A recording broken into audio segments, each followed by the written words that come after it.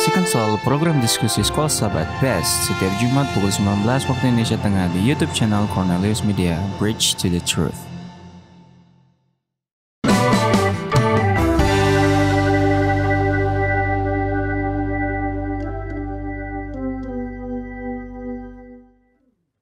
Shalom, berjumpa kembali di dalam program pendalaman Alkitab melalui pelajaran Sekolah Sahabat bersama dengan Cornelius Media. Puji syukur kepada Tuhan, kita sudah masuk ke pelajaran yang kedua dan sepanjang triwulan ini kita mempelajari dari kitab Kejadian dan tema pada saat ini adalah tentang kejatuhan. Saya Pendeta Edward Taliwongso, seperti biasa ditemani oleh hamba-hamba Tuhan, Pendeta Felix Gosal, Pendeta Jerry Jacobs, dan juga Pendeta Widodo Purwanto. Dan kita akan segera masuk kepada pendalaman Alkitab melalui pelajaran Sekolah Sahabat ini, tapi sebelumnya mari kita tunduk kepala dan kita berdoa bersama-sama. Mari kita berdoa. Terima kasih Bapa Tuhan kami, Allah yang Maha Baik. Oleh karena kebaikan dan kemurahan-Mu, Engkau jaga peliharakan kami sampai saat ini. Terima kasih Tuhan, kami boleh diberikan lagi satu kesempatan untuk dapat mempelajari pelajaran Sekolah Sahabat, pelajaran yang sangat penting untuk kami pahami. Kuasailah kami dengan kuasa Roh Suci-Mu, supaya kami benar-benar mengerti kehendak Tuhan melalui pelajaran yang akan kami bahas. Di dalam nama Yesus Kristus kami sudah berdoa. Amin. Amin. Penulis pelajaran Sekolah Sahabat kita mengambil Kejadian 3 ayat 15 sebagai ayat inti yang akan menjadi dasar dari diskusi kita pada kesempatan ini. Kejadian 3 ayat 15 mengatakan, "Aku akan mengadakan permusuhan antara engkau dan perempuan ini, antara keturunanmu dan keturunannya. Keturunannya akan meremukan kepalamu dan engkau akan meremukan tumitnya." Nah, sebelum kita masuk akan membahas tema-tema tertentu di dalam ayat inti, mari kita lihat apa sebenarnya pokok pelajaran di dalam Kejadian pasal 3. Kalau kita bisa bagi Kejadian pasal 3 ini, maka di Kejadian 3 ayat 1 sampai 6 di situ berisi tentang 3 dusta yang dilancarkan oleh setan tentang dosa itu. Yang pertama, dusta yang pertama bahwa katanya Allah menyimpan kebaikan. Ada yang lebih baik yang Tuhan belum berikan. Yang kedua, dusta yang mengajarkan bahwa lebih mengikuti logika daripada firman Tuhan. Dan kemudian dusta yang ketiga, yaitu dosa itu tidak akan menyakitkan dan tidak akan membawa dampak yang merusak. Itu 3 dusta yang terdapat di dalam Kejadian 3 ayat 1 sampai 6. Lalu bagian yang kedua, Kejadian 3 ayat 7 sampai 13, di sana mendaftarkan tentang akibat atau hasil daripada dosa. Ada 3, yaitu mereka merasa malu, takut, dan juga ada rasa bersalah yang dialami oleh orang tua kita yang pertama. Selanjutnya, Kejadian 3 ayat 14 sampai 19, di sana ada 3 konsekuensi dari dosa. Konsekuensi yang pertama dialami oleh si ular, lalu kemudian perempuan, dan yang berikut adalah laki-laki. Jadi ular, Hawa, dan Adam semuanya merasakan konsekuensi dari dosa yang mereka lakukan. Lalu bagian yang paling terakhir, Kejadian 3 ayat 19 sampai 24, di sana mendaftarkan kematian yang diakibatkan oleh dosa. Kematian binatang, kematian manusia, dan yang terpenting adalah kematian hubungan antara manusia dengan Sang Pencipta. Nah, inilah kira-kira garis besar dan pelajaran dari Kejadian pasal 3 yang akan menolong kita untuk memahami lebih baik lagi ketika kita akan masuk lebih dalam untuk pelajaran ini. Baik, sesuai dengan ayat tema yang sudah dibacakan tadi, Kejadian 3 ayat 15, "Aku akan mengadakan permusuhan antara engkau dan perempuan ini, antara keturunanmu dan keturunannya. Keturunannya akan meremukan kepalamu dan engkau akan meremukan tumitnya." Kita akan mempelajari lebih dalam lagi pengertian ayat tema kita pada pekan ini. Dan pertama-tama kita akan melihat kepada siapa sebenarnya kata-kata ini ditujukan. Apakah kepada Adam, kepada Hawa, atau kepada ular? Mari kita lihat konteks dari cerita ini.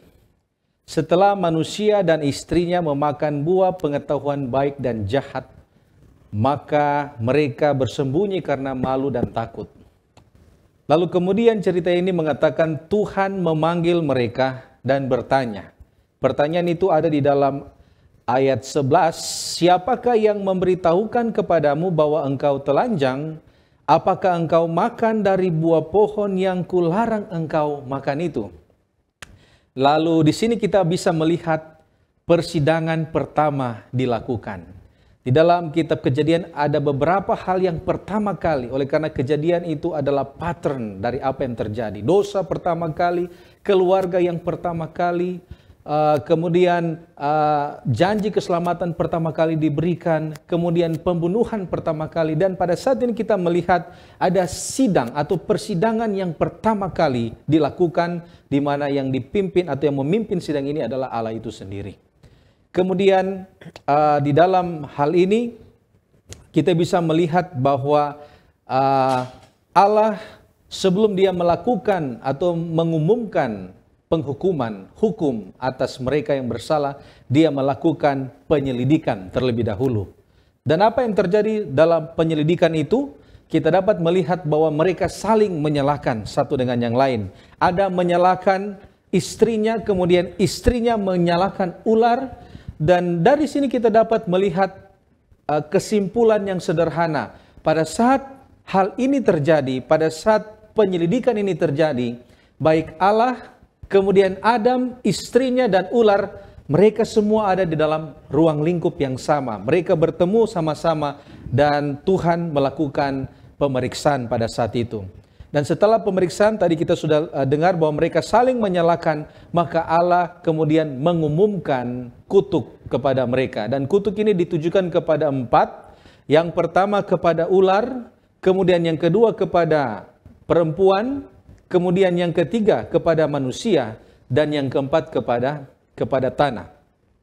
Dan bagian kita atau ayat tema kita Kejadian pasal 3 ayat 15 ini adalah bagian kutuk kepada ular. Kalau kita lihat itu kutuk bukan ditujukan kepada setan tetapi kepada ular, di mana nantinya dia akan berjalan dengan dia punya perut, kemudian dia akan menjadi binatang yang paling menjijikkan, yang paling terkutuk di antara binatang-binatang yang lainnya, dan dia akan makan dari tanah. Dan kita bisa melihat dari bagian ini, dari pengumuman akan penghakiman, Tuhan memberikan satu kabar baik di tengah-tengahnya, memberikan pengharapan kepada umat Tuhan.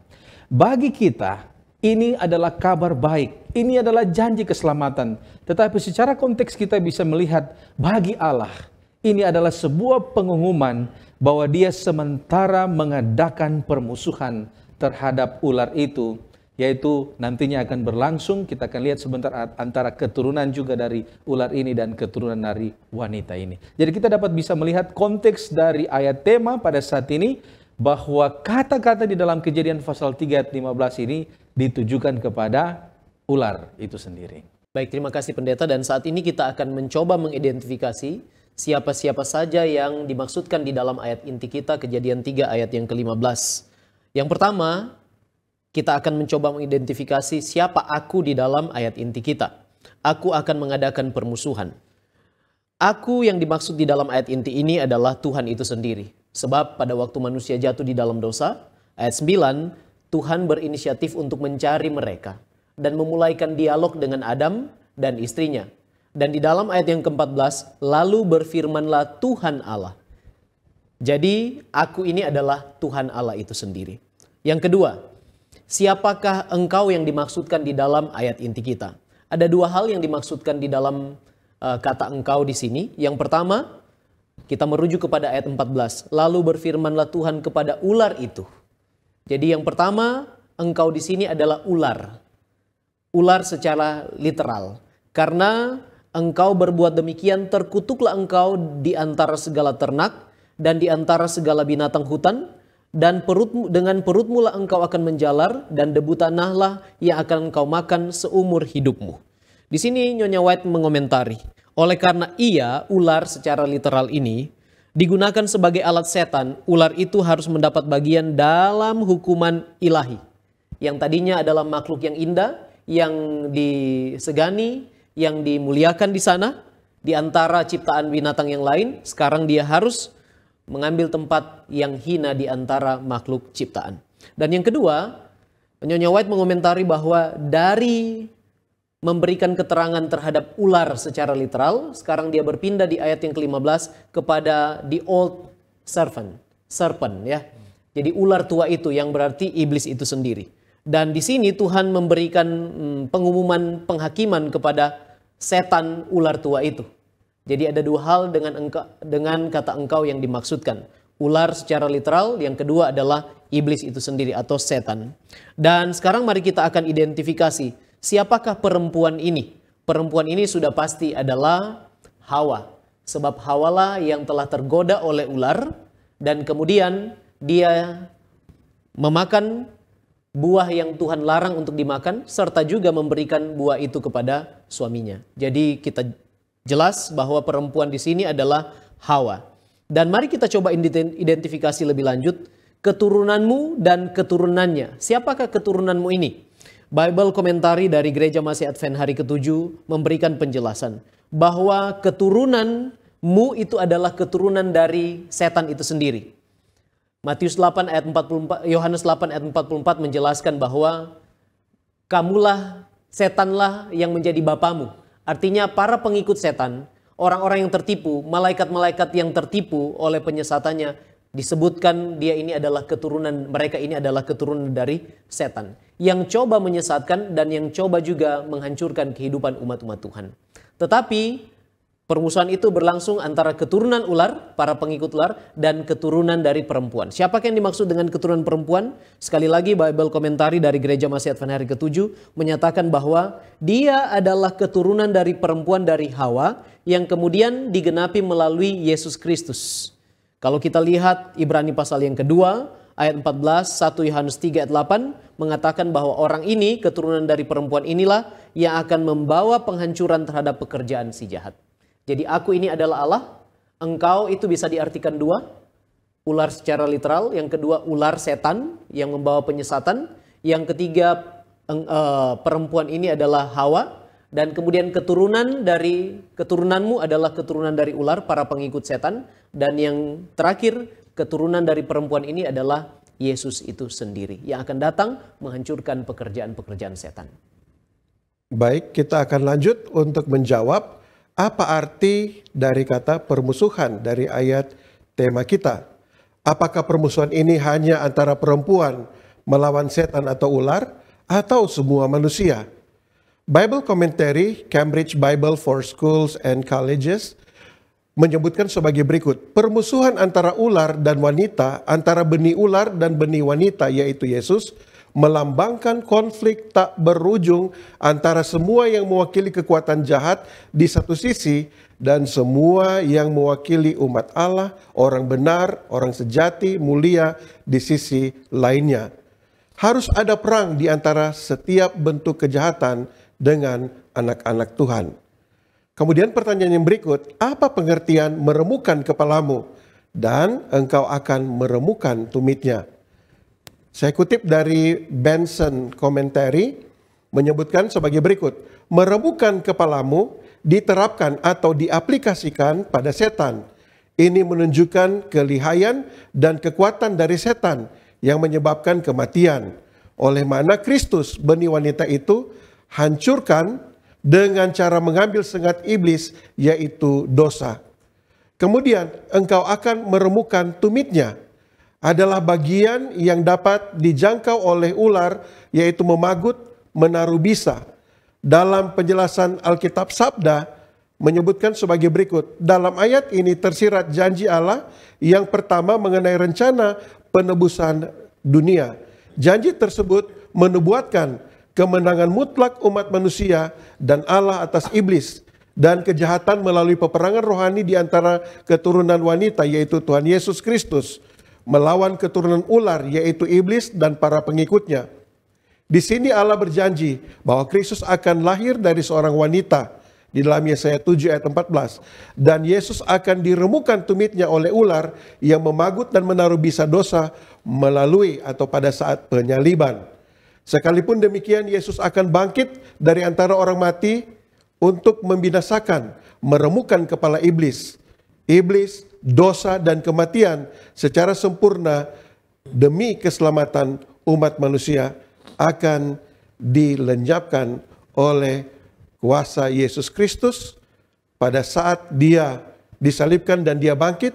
Kemudian kita tahu pada akhirnya ketika Yesus akan membinasakan iblis, para pengikutnya, dan segala akibat dari dosa pada saat api neraka menghanguskan bumi ini. Ya, terima kasih Pendeta Jacobs. Dan ada pertanyaan yang menarik, yaitu tentang ketika kita mendengar kata bahwa setan itu dilemparkan ke bumi ini. Tentu ini ada sebuah pertanyaan tentang keadilan Allah.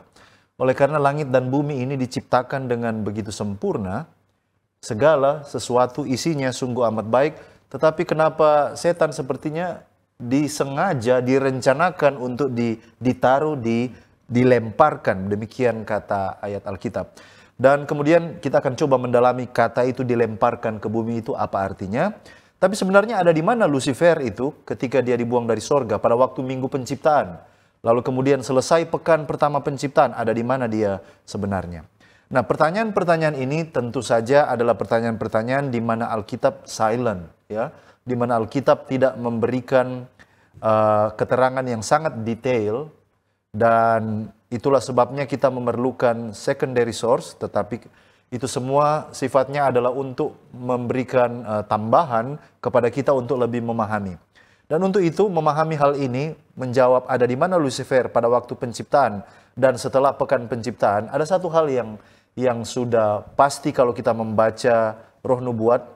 Mrs. Ellen White mengatakan bahwa pada waktu itu yang pasti dia sudah memberontak dan dia sudah jatuh. Oleh karena apa? Kalau kita lihat contohnya di Review and Herald 9 Maret tahun 1886. Di sana dikatakan bahwa setan itu sangat dikasihi oleh makhluk-makhluk sorgawi, dan pengaruh daripada setan, ya, yang dulu namanya Lucifer ini begitu kuat dan tidak mudah untuk mencabut pengaruh daripada setan ini yang sudah dia benamkan di pikiran daripada penduduk sorga, yaitu para malaikat. Tetapi dikatakan God's government included not only the inhabitants of heaven, but of all the created worlds. Pemerintahan Allah itu bukan hanya sekedar apa yang ada di sorga, para malaikat, tetapi juga semua dunia-dunia lain yang diciptakan. Dan perhatikan baik-baik kata-kata berikut ini. Setan berpikir, seandainya dia dapat membawa hikmat dari sorga yang ada padanya di dalam pemberontakan, maka dia berpikir dia dapat membawa dunia-dunia yang lain ini untuk sama-sama memberontak bersama-sama dengan dia. Jadi dengan kata lain, pada waktu pikiran untuk memberontak ini muncul, dan ketika dia memberontak, dunia-dunia yang lain itu sudah selesai diciptakan. Kita bisa sebut itu unfallen world, atau dunia-dunia lain yang tidak jatuh ke dalam dosa. Nah, sebenarnya kalau begitu apa yang membuat setan itu jatuh? Apa yang membuat dia kemudian jatuh? Kalau kita baca ada beberapa early writings halaman 145 dan spiritual gifts volume 3 halaman 36. Intinya di sini adalah dikatakan bahwa setan itu suatu waktu adalah malaikat yang sangat dihormati di sorga. Dan posisinya itu next to Christ. Artinya sesudah Kristus adalah dia. Tetapi, but when God said to his son, let us make man in our image. Ketika Allah Bapa mengatakan kepada Allah Anak, mari kita menciptakan manusia menurut gambar dan rupa kita, Satan was jealous of Jesus. Setan merasa cemburu kepada Yesus, dan dia berpikir bahwa dia sebagai makhluk yang mulia diciptakan seharusnya harus diajak sehubungan dengan rencana penciptaan manusia sesuai dengan gambar dan rupa. Dan oleh karena dia tidak diajak, ya, tidak dilibatkan, because he was filled with envy, jealousy, and hatred. Itu yang kita temukan. Oleh karena dia tidak dilibatkan di dalam rencana penciptaan manusia secara khusus, maka dia dipenuhi dengan kecemburuan, ya, iri, dengki, dan juga kebencian. Nah, sekarang yang menjadi pertanyaan, apakah dia sudah dibuang ke tempat yang lain? Ya, jawabannya adalah dia sudah mencobai dunia yang lain. Kalau kita baca Review and Herald 9 Maret tahun 1886, dia katakan begini. Kontroversi yang tidak boleh dibawa ke dunia-dunia lain di alam semesta ini, Karena ini harus terjadi di dunia yang mana setan telah mengklaim sebagai miliknya. Kenapa setan mengklaim dunia kita, planet bumi ini sebagai miliknya? Oleh karena di planet bumi inilah dia berhasil menundukkan sebenarnya tokoh yang akan mendominasi planet bumi ini, yaitu Adam. Ketika Adam tunduk kepada bujukan setan, maka pada waktu itu setan mengklaim bahwa dunia ini adalah miliknya. Dan kalau kita baca contoh kutipan yang lain, manusia diciptakan dengan kehendak bebas seperti penduduk dunia-dunia yang lain. Ya, man was created a free moral agent like the inhabitants of all other worlds. Jadi manusia itu bukanlah tipe yang bisa jatuh ke dalam dosa, lalu kemudian dunia-dunia lain adalah tipe yang tidak bisa jatuh ke dalam dosa. Sama semuanya. Tuhan menciptakan penduduk dunia lain yang tidak jatuh juga dengan kemampuan untuk memilih, bebas untuk memilih menurut atau memberontak. Tetapi sepertinya hanya orang tua kitalah yang pertama kali dan satu-satunya dalam sejarah keselamatan yang tunduk kepada bujukan setan. Nah, kalau begitu, pertanyaan selanjutnya, kalau kita sudah lihat bahwa ternyata dia juga mencobai dunia-dunia lain, kalau begitu pertanyaannya, bagaimana kita menjelaskan ayat-ayat di dalam Alkitab yang mengatakan bahwa setan dilempar ke bumi ini? Sepertinya sudah diatur bahwa dunia kita ini harus jatuh ke dalam dosa. Nah, mari kita lihat ayat-ayat yang berbicara tentang setan dilempar ke dunia ini dan dalam konteks apa itu. Mari kita lihat. Yang pertama, Yeskiel 28 ayat 17. Engkau sombong karena kecantikanmu, hikmatmu kau musnahkan demi semarakmu, ke bumi kau kulempar. Nah, itu kata yang seringkali dianggap sebagai sesuatu yang tidak adil. Ke bumi kau kulempar, kepada raja-raja engkau kuserahkan menjadi tontonan bagi matanya. Lalu di ayat 18, Yeskiel 28 ayat 18 dikatakan, dan kubiarkan engkau menjadi abu di atas bumi di hadapan semua yang melihatmu. Jadi setan ketika dilempar ke bumi ini adalah sebagai tempat untuk dia dihukum. Bukan sebagai tempat untuk dia mencobai lalu kemudian dia akan bersenang-senang di planet bumi ini karena dia telah menguasainya. Tidak. Setiap kali Alkitab mengatakan, contohnya di Yeskiel 28, ketika dikatakan dilemparkan ke bumi artinya sebagai tempat penghukuman. Mari kita lihat lagi Wahyu 12 ayat 9. Wahyu 12 berisi tentang pertentangan yang dimulai di sorga. Dan naga besar itu, si ular tua yang disebut iblis atau setan yang menyesatkan seluruh dunia, dilemparkan ke bawah, ia dilemparkan ke bumi bersama dengan malaikat-malaikatnya. Nah, di dua ayat inilah di seluruh Alkitab kata dilemparkan ke bumi itu disebutkan. Dan di dua ayat ini tidak mengandung makna bahwa adalah merupakan nasib takdir kita, bahwa kita harus menerima setan, dicobai dan jatuh. Tetapi setiap kali Alkitab mengucapkan dilemparkan ke bumi, itu selalu berarti apa? Penghukuman. Itu selalu berarti penghukuman. Dan memang kalau kita pelajari, ketika nasib setan sudah dipastikan, ketika Yesus mati di atas kayu salib, there is no turning back. There was no turning back. Tidak ada lagi jalan untuk bagi dia bertobat. Karena sesungguhnya masa bagi dia sudah diberikan. Kalau kita baca The Great Controversy, halaman 495, halaman 496 dikatakan, God in his mercy bore long with Lucifer. Allah di dalam kemurahannya sudah lama bersabar dengan Lucifer. Dia tidak langsung diturunkan dari posisinya yang ditinggikan ketika dia pertama kali membiarkan spirit of discontent atau roh ketidakpuasan. Bahkan ketika dia mulai menyebarkan tuduhan-tuduhan palsunya kepada para malaikat, long was he retained in heaven. Lama posisinya dipertahankan di sorga. Nah, lama ini kita tidak tahu kapan. Tetapi dari perspektif Tuhan, lama ini artinya lama, ya. Again and again he was offered pardon on condition of repentance and submission. Berkali-kali Roh Nubuat katakan bahwa dia ditawarkan pengampunan dan juga syarat supaya dia bertobat dan tunduk kepada Allah. Jadi ketika salib pernyataan kepada alam semesta bahwa setan adalah pembunuh dan Allah adalah kasih, maka tidak ada lagi kesempatan bagi dia untuk bertobat. Dan sejak saat itu, makna Wahyu 12 tadi menyatakan bahwa bumi ini menjadi penjaranya, karena vonis sudah dijatuhkan, tinggal menunggu waktu ketika vonis itu akan dilaksanakan, penghakiman, eksekusi pada akhir periode pengadilan 1000 tahun nanti. Dan inilah, kalau kita memahami hal ini, maka kira-kira pelajaran yang kita bisa ambil bahwa sebenarnya Tuhan tidak bertindak tidak adil kepada kita. Ellen White dalam buku Signs of the Times, Juni 10, 1903, dia katakan, entering the Garden of Eden after his expulsion from heaven, memasuki Taman Eden sesudah ia diusir dari sorga, he succeeded in deceiving our first parents. Ia berhasil di dalam menipu orang tua kita yang pertama. Jadi mereka tertipu oleh setan, bukan ditakdirkan atau bernasib atau diatur untuk jatuh ke dalam dosa.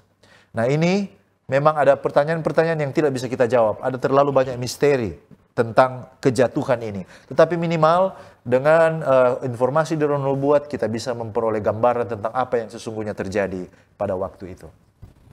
Baik, terima kasih pendeta. Dan saat ini mari kita lihat cerita kejatuhan itu sendiri, di mana dikatakan bahwa ular ini yang berhasil memperdaya wanita itu. Ya, dalam dunia Kristen kita selalu menyalahkan setan, ya, setan yang tertuduh atas peristiwa ini, sedangkan yang kita baca di dalam Alkitab, ular yang melakukan pencobaan itu sendiri. Dan kita tidak menemukan satupun kata di dalam cerita ini setan terlibat, ya.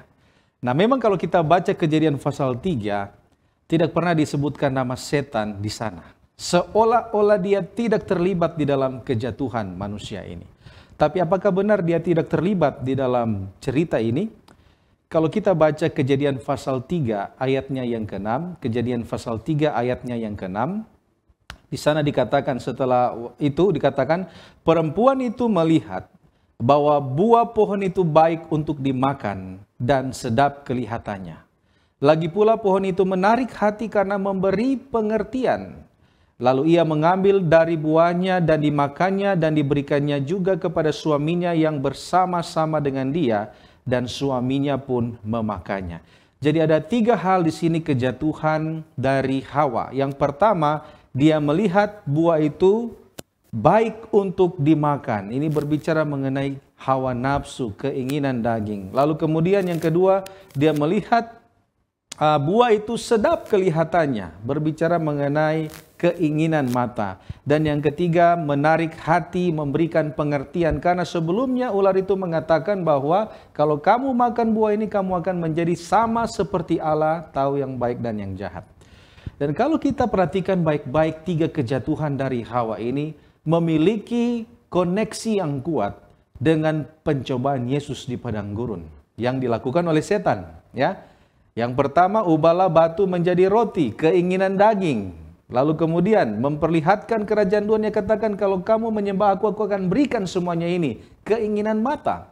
Dan yang terakhir, jika engkau anak Allah, jatuhkanlah dirimu. Kita bisa baca ini dalam Lukas pasal 4. Jika engkau anak Allah, jatuhkanlah dirimu, pride of life. Ya, ini adalah keangkuhan hidup yang dikatakan oleh setan.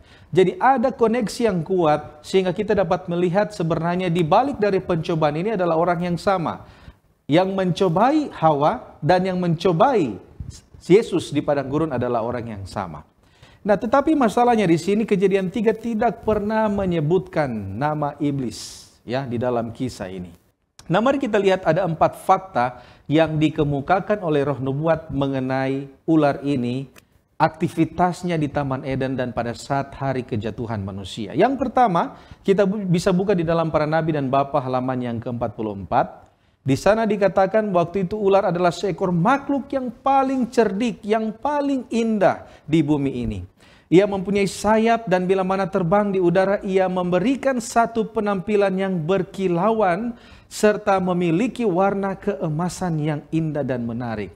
Nah, Roh Nubuat katakan begini, hinggap di atas dahan-dahan yang syarat oleh buah-buah yang dilarang itu, sambil memuaskan dirinya dengan buah yang lezat itu.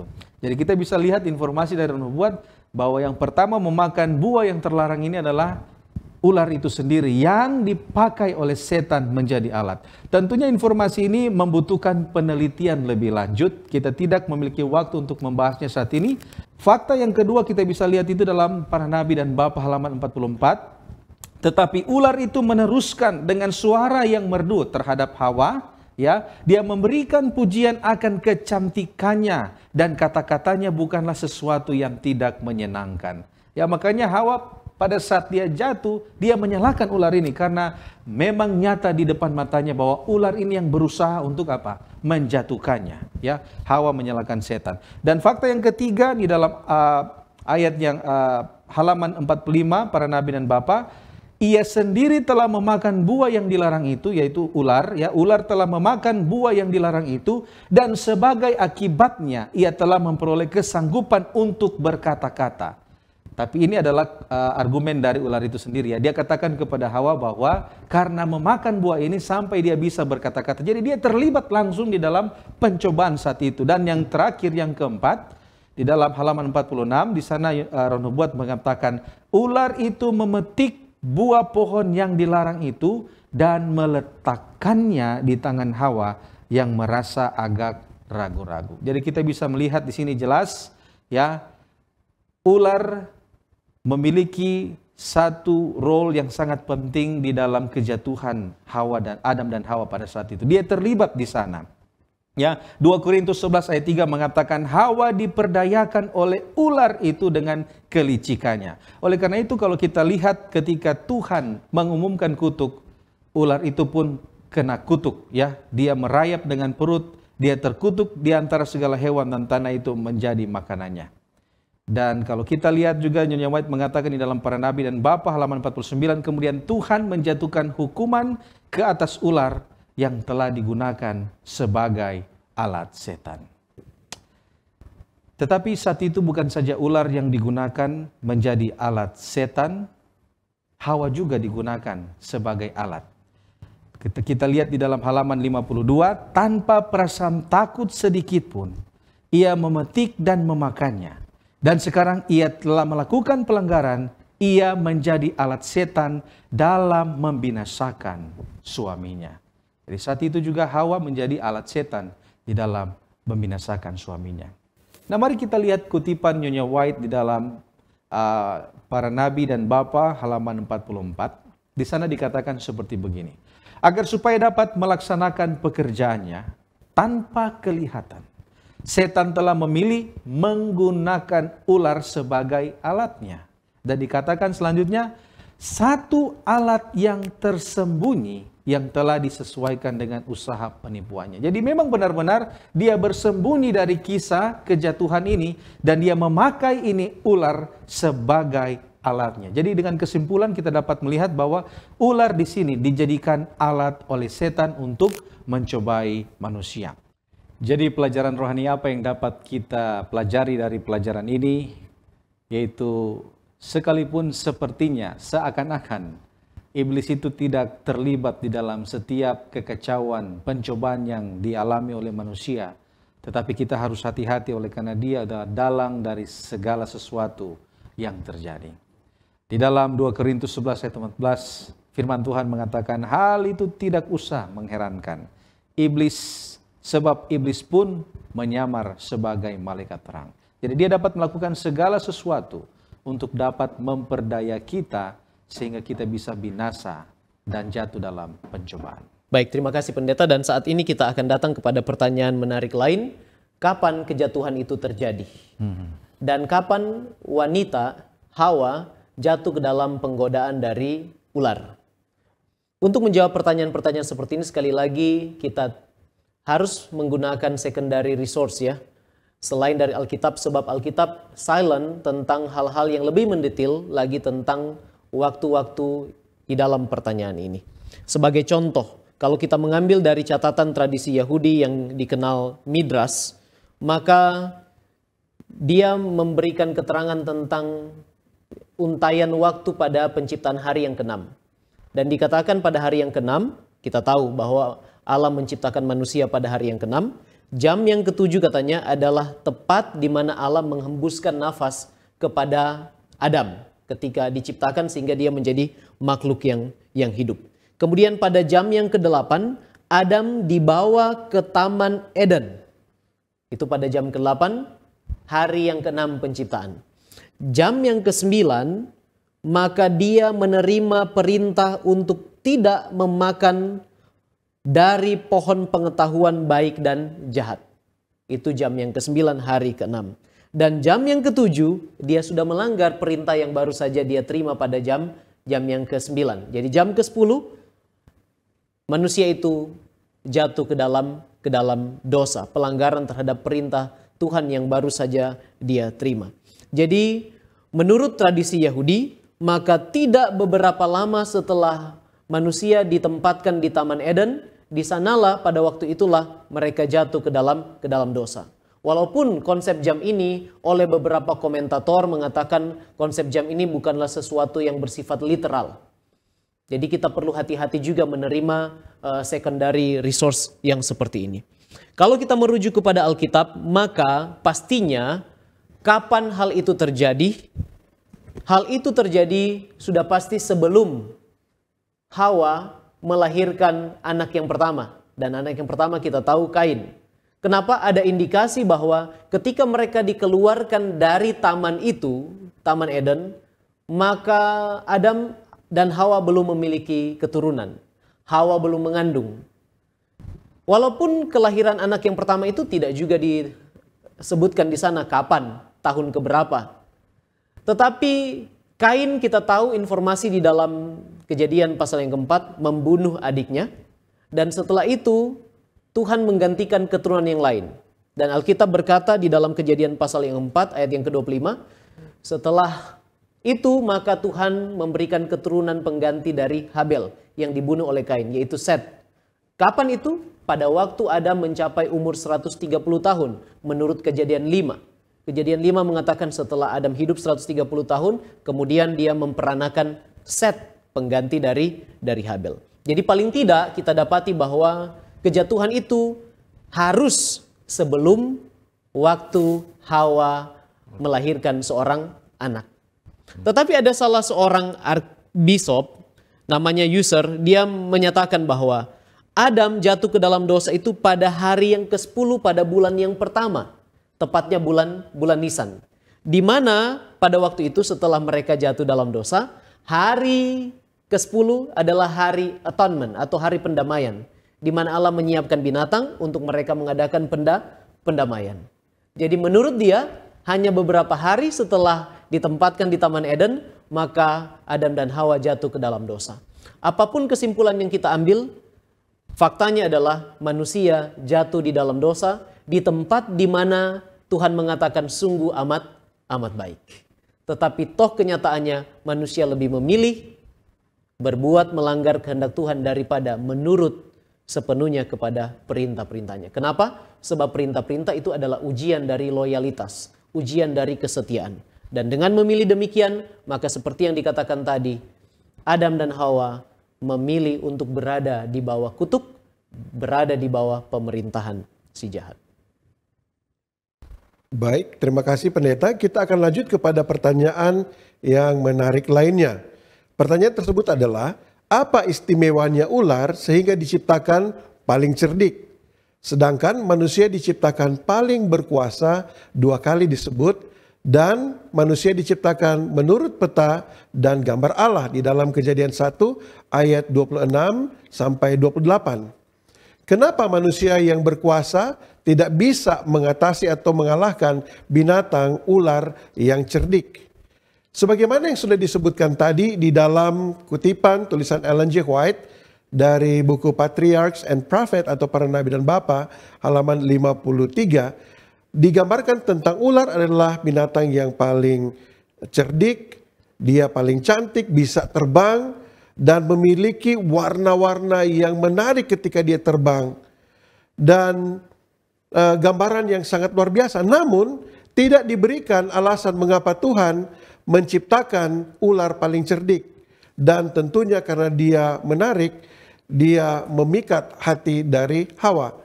Tetapi ketika setan menggunakannya, ini yang perlu kita ingat. Tetapi ketika setan menggunakannya sebagai medium atau sarana atau jalan masuk kepada Hawa, maka kecerdikan dan kelihayan setanlah yang dinyatakan di sini. Walau manusia diciptakan menurut gambar dan rupa Allah dan diberi kuasa atas binatang dan binatang yang ada di atas bumi, namun kita lihat di sini bahwa kelihayan dan kecerdikan setan yang telah meyakinkan sepertiga penduduk surga untuk berontak kepada Allah sekarang sedang berhadapan dengan Hawa. Perhatikan juga bahwa ular atau setan tidak langsung berdebat dengan wanita itu, tetapi dia mengajukan pertanyaan yang mengisyaratkan bahwa dia percaya pada apa yang Tuhan katakan kepada mereka. Lagi pula dia bertanya, apakah Allah benar-benar berfirman? Di dalam Kejadian 3 ayat 1. Jadi bahkan sejak awal kita bisa melihat betapa cerdik dan liciknya makhluk ini. Dan sepertinya yang akan kita lihat itu juga kecerdikan yang menyesatkan itu juga akhirnya berhasil. Dua argumen setan, yaitu mengenai kekekalan jiwa dan menjadi seperti Allah, telah meyakinkan Hawa untuk memakan buah pengetahuan yang baik dan jahat. Ellen G. White di dalam buku yang sama, Patriarchs and Prophet, halaman 53 paragraf 2 mengatakan sebagai berikut. Para malaikat memperingatkan mereka untuk waspada terhadap segala cara dan upaya setan, karena upayanya untuk menjerat mereka tidak akan kenal lelah.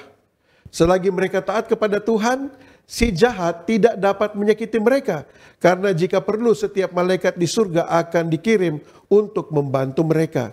Jika mereka dengan gigih menolak upaya pencobaan pertamanya, mereka akan aman seperti utusan surgawi. Tetapi jika mereka sekali menyerah pada godaan, sifat mereka akan menjadi sangat rusak, sehingga dalam diri mereka sendiri mereka tidak memiliki kekuatan dan kecenderungan untuk melawan setan. Ya, selanjutnya kita akan kembali melihat tentang bagaimana ular tiba-tiba menjadi media, kita sudah sepakat tadi, untuk menggoda dan menjatuhkan, lalu kemudian dia bisa berkata kepada perempuan itu. Mengapa ular yang menjadi media dan apa motifnya? Ya, apa motifnya?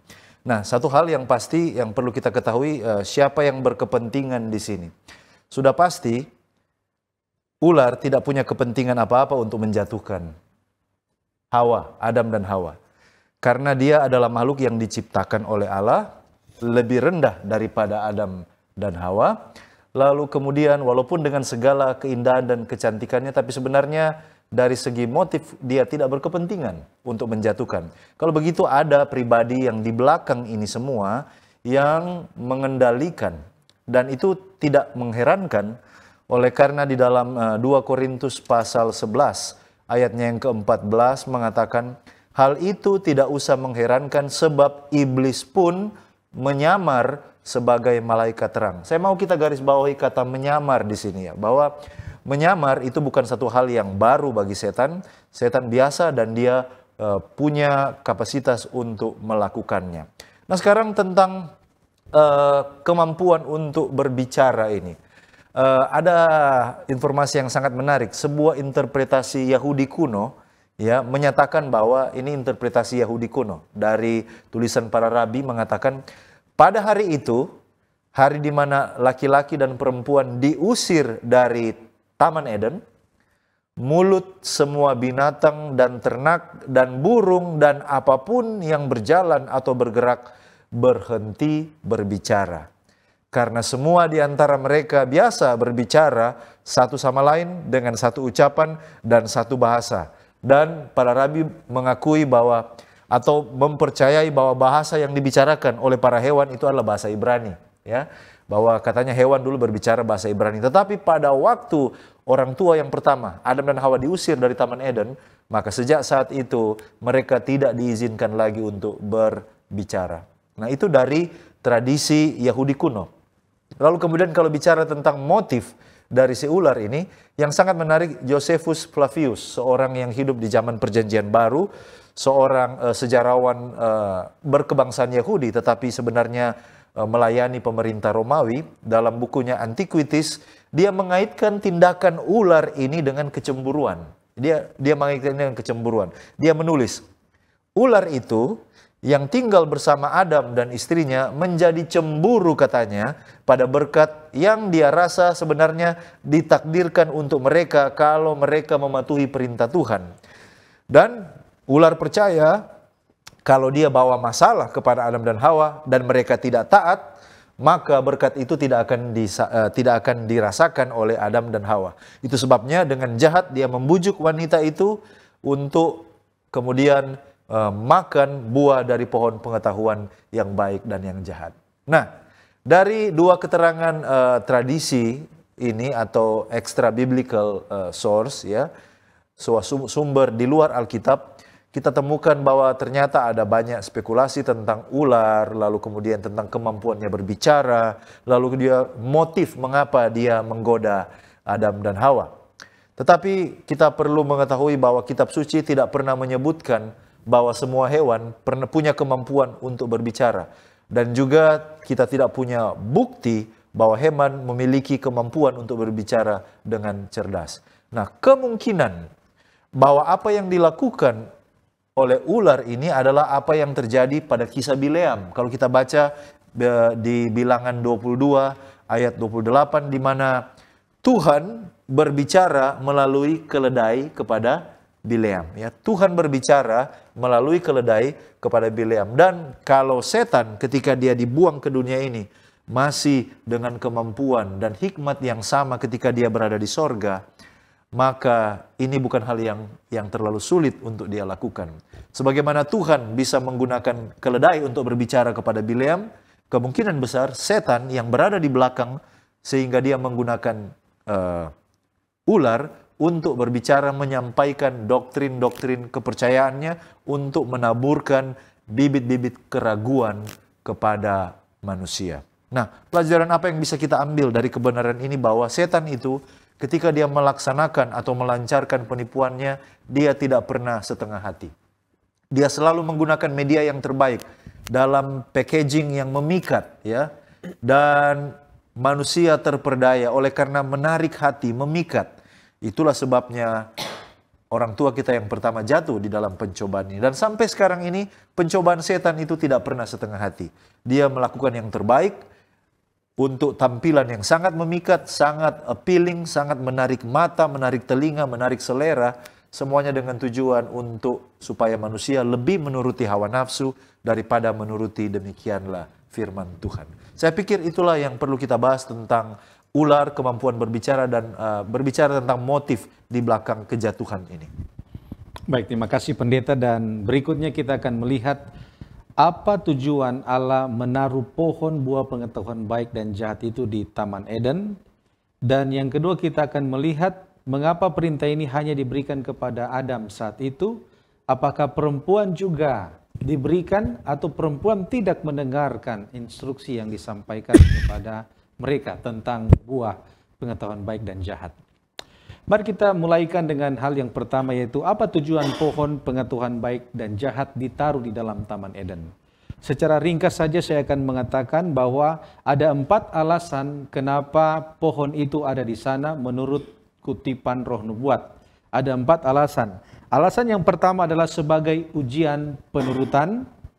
Yang kedua adalah sebagai ujian iman. Yang ketiga adalah sebagai ujian kasih. Dan yang keempat oleh karena bumi pada saat itu dalam masa percobaan. Michael Barr mengatakan bahwa God desires man to love him by choice, not by force.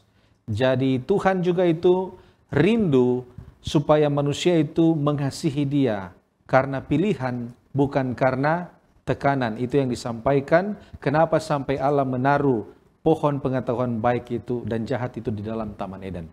Nah, kemudian yang kedua kita akan melihat apakah perintah ini diberikan hanya kepada Adam saja, bukan kepada Hawa. Apakah Hawa juga mengetahui tentang perintah ini atau tidak?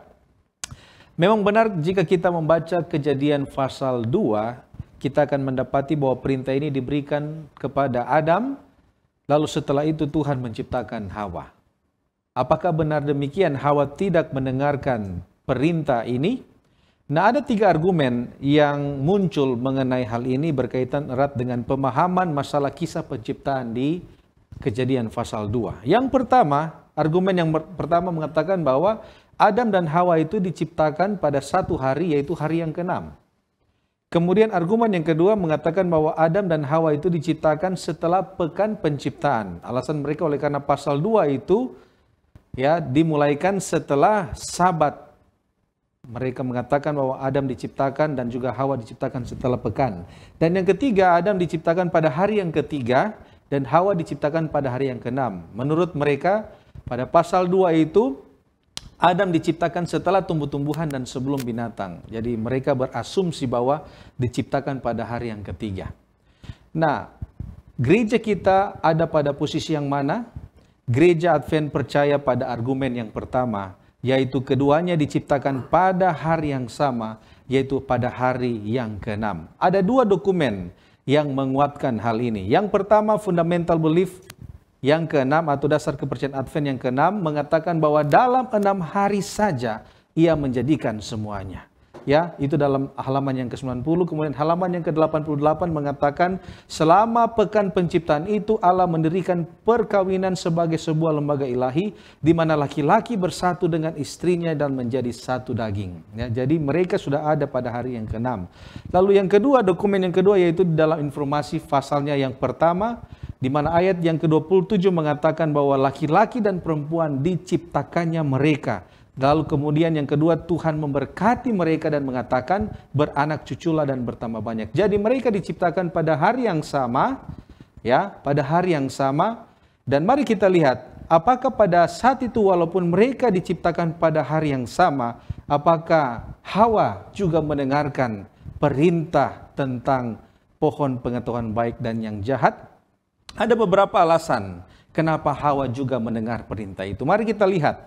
Yang pertama, informasi yang pertama kita dapatkan dari Roh Nubuat mengatakan bahwa pada saat itu Adam dan Hawa dapat berkomunikasi langsung dengan Allah secara langsung. Ya, dikatakan bahwa pasangan yang suci itu dikunjungi oleh malaikat-malaikat dan diizinkan untuk berhubungan dengan pencipta mereka tanpa ada tirai pemisah. Jadi ada indikasi bahwa mereka dapat berkomunikasi langsung dengan Allah pada saat itu. Lalu yang fakta yang kedua bahwa Hawa juga tahu tentang hukum itu lewat pesuruh-pesuruh surga. Di dalam Para Nabi dan Bapa halaman 42 mengatakan, leluhur kita yang pertama tidaklah dibiarkan begitu saja tanpa mendapat amaran lebih dahulu tentang bahaya yang mengancam mereka.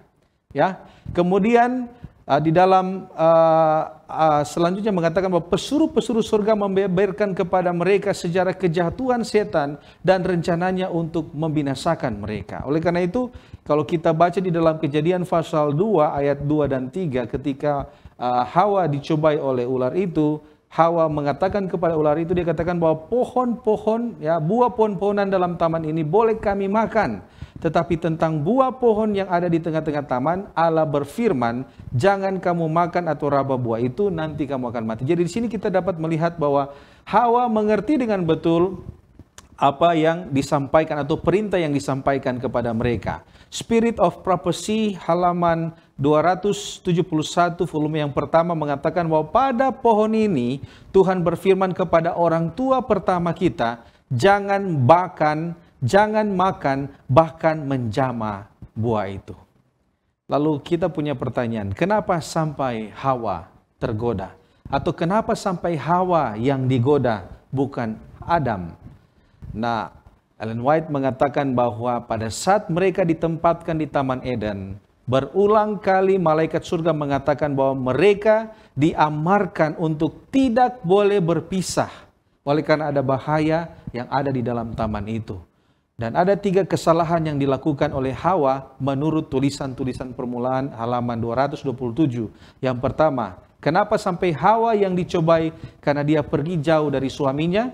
Kemudian yang kedua, karena dia berkeliaran di sekitar pohon larangan. Dan yang ketiga, karena dia mau mendengar suara penggoda itu sendiri. Baik, terima kasih pendeta. Dan saat ini kita akan lanjutkan pembahasan kita dengan beberapa pertanyaan penting lain sehubungan dengan kejatuhan. Seperti contoh, mengapa Allah tidak langsung memulihkan Taman Eden sesudah manusia jatuh dalam dosa? Atau mengapa perempuan dan ular itu tidak langsung dihukum? Pertanyaan-pertanyaan ini perlu dilihat dari sudut pandang the great controversy atau pertentangan besar. Sebab pertanyaan ini juga bisa ditanyakan ketika setan memberontak di sorga dan jatuh ke dalam dosa, maka mengapa dia tidak langsung dihukum atau dibinasakan oleh Tuhan Allah alam semesta. Nah, mari kita lihat di dalam konteks pertentangan besar. Mengapa setan penghakimannya tidak langsung terjadi pada waktu itu juga? Kenapa Tuhan tidak langsung membinasakan dia? Yang pertama, di dalam konteks the great controversy adalah maksud Allah untuk betul-betul menyatakan terlebih dahulu tujuan asli atau keadaan alami dari pemberontakan setan. Mengapa dia tidak langsung dibinasakan? Karena Tuhan memang memberikan waktu supaya dengan demikian tujuan asli dan sifat alami pemberontakannya itu dapat dinyatakan kepada seluruh alam semesta. Di dalam buku Alfa Omega jilid yang pertama dan juga chapter yang pertama, Allah membiarkan setan melaksanakan pekerjaannya sehingga roh perlawanan itu berubah menjadi pemberontakan yang terbuka. Dan perlulah bagi rencana-rencananya itu untuk dikembangkan sepenuhnya supaya keadaan dan kecenderungan yang sebenarnya bisa dilihat oleh semuanya. Pemerintahan Allah bukan hanya mencakup penduduk surga saja, tetapi juga semua dunia-dunia yang telah dijadikan olehnya. Dan Lucifer berkesimpulan bahwa apabila dia dapat mengajak malaikat-malaikat surga mengadakan pemberontakan dengan dia, ia dapat juga mengajak semua dunia-dunia itu. Dengan liciknya, dia telah menghadapkan alasan-alasan di pihaknya. Dengan tipu dayanya, ia telah menguasai mangsanya. Daya tipunya sangat hebat. Namun pekerjaannya dia bersembunyi di bawah jubah kepalsuan, sehingga dia boleh memperoleh keuntungan. Nah, waktu ini memang diberikan kepada setan untuk mengembangkan sifat-sifat aslinya, sehingga pada waktunya maka semua tuduhannya akan dilihat bahwa ini adalah sifat asli dari pemberontakan setan. Yang kedua, kenapa setan tidak langsung dibinasakan? Kenapa penghakiman Tuhan masih berlangsung begitu lama terhadap setan? Alasannya adalah untuk Allah menyingkapkan, menyatakan sesungguhnya prinsip-prinsip dari pemerintahannya. Kita tahu bersama di dalam konteks the great controversy, tuduhan setan adalah pemerintahan Allah itu tidak benar. Bahwa dia tidak dapat menjalankan pemerintahannya dengan kasih dan keadilan secara bersamaan. Maka Tuhan memaksudkan untuk tidak langsung menghukum setan supaya prinsip-prinsip dari pemerintahannya itu boleh dinyatakan. Kenapa? Supaya alam semesta boleh melihat ternyata Tuhan itu adil dan benar, adil dan kasih. Kalau kita melihat di dalam Mazmur pasal yang ke-85 ayat yang ke-11 menyatakan, kasih dan kesetiaan akan bertemu, keadilan dan damai sejahtera akan bercium-ciuman. Di mana? Jawabannya adalah di dalam penggenapan rencana keselamatan Allah yang digenapi di kayu salib. Di sanalah kasih, katanya, dan kesetiaan bertemu, keadilan dan damai sejahtera bercium-ciuman. Artinya apa? Tuhan mempertontonkan kepada alam semesta bahwa prinsip-prinsip pemerintahannya itu dapat dijalankan sepenuhnya oleh dia. Tidak seperti apa yang dituduhkan oleh setan. Dan yang terakhir, mengapa penghakiman Allah tidak langsung terjadi kepada setan, demikian juga kepada Adam dan Hawa pada waktu itu? Karena Tuhan ingin mengajarkan sebuah pelajaran moral bukan hanya kepada manusia, tetapi kepada semua penduduk dari alam semesta ini.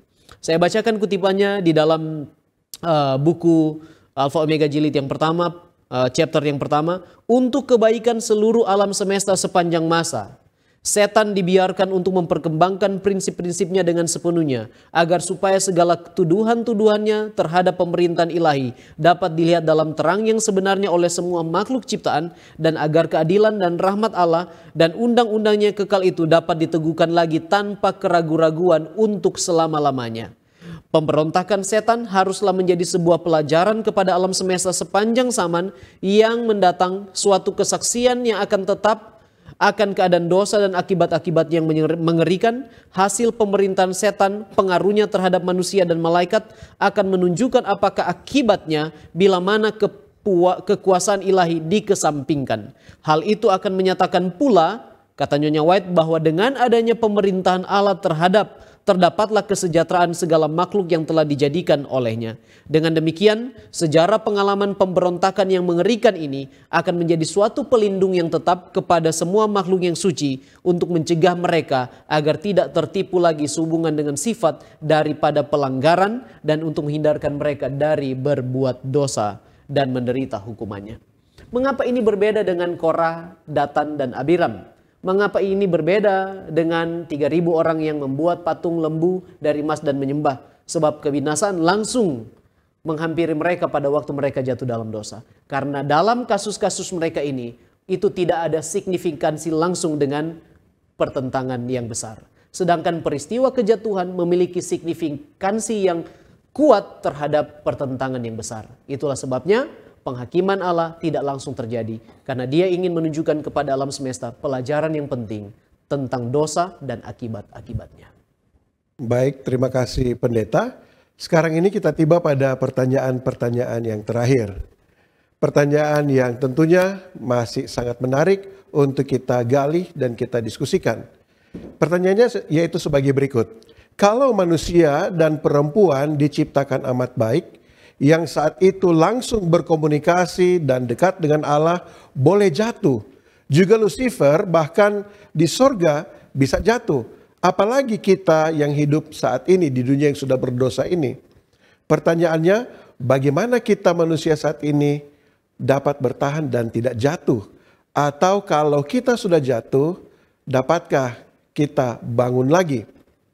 Saya mengutip dari dalam buku Patriarchs and Prophets, halaman 54 baris ketiga. Disebutkan mengenai pekerjaan setan di waktu yang lalu dan apa yang setan buat sampai dengan saat ini. Begitulah pekerjaan setan dari zaman Adam sampai sekarang.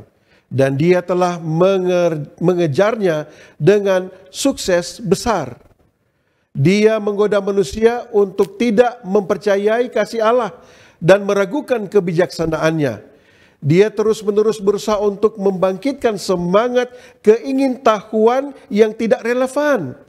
Keinginan yang membawa kegelisahan dan ingin tahu untuk menebus rahasia kebijaksanaan dan kekuatan ilahi.